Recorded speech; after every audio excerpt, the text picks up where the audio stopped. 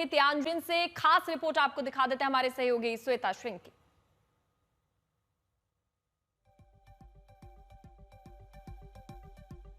यही चल रहा है स्थानीय समय के अनुसार सुबह 10 बजे से, जिसकी शुरुआत और लगभग 1 घंटे 40 मिनट का ये पूरा यहाँ पर समिट यानी वो शिखर सम्मेलन जहां पर दुनिया भर के तमाम नेता मंथन कर रहे हैं। दुनिया के तमाम नेता इसीलिए क्योंकि आज जब हम वैश्विक शक्तियों की बात करते हैं तो परिभाषा बदल चुकी है।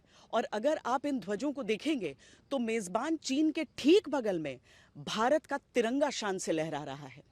बहुत मायने होते हैं कूटनीति में एक एक संकेत के, और वो संकेत आप यहां पर तियानजिन के आसमान में लहराते तिरंगे के साथ समझ सकते हैं।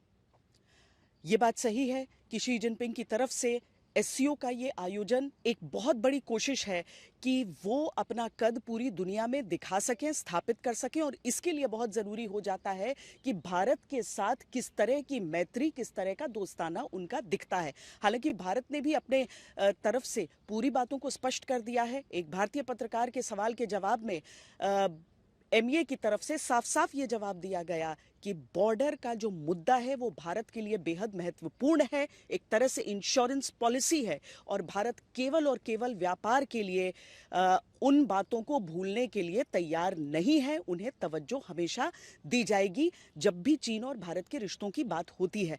बहरहाल यहाँ पर महत्वपूर्ण मुद्दों में सुरक्षा एक बहुत अहम मुद्दा है जिस पर मंथन वैश्विक नेताओं के बीच है।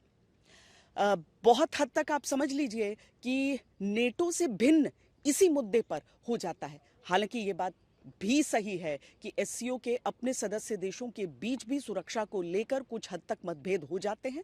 भारत हालांकि चाहे वो रूस यूक्रेन युद्ध हो या इजराइल और गाजा का जो संघर्ष है उस पर अपने मुद्दे पर कायम रहता है। जब भी यहाँ पर जो साझा स्टेटमेंट्स आते हैं उन्हें लेकर यहाँ लगभग आप समझ लीजिए कि 20 देश जो हैं उनके नेता यहाँ पर मौजूद हैं। भारत की नज़र हालांकि एससीओ की बैठक के साथ साथ प्रधानमंत्री नरेंद्र मोदी और रूस के राष्ट्रपति व्लादिमीर पुतिन की मुलाकात पर भी रहेगी। श्वेता सिंह, तियानजिन, चीन।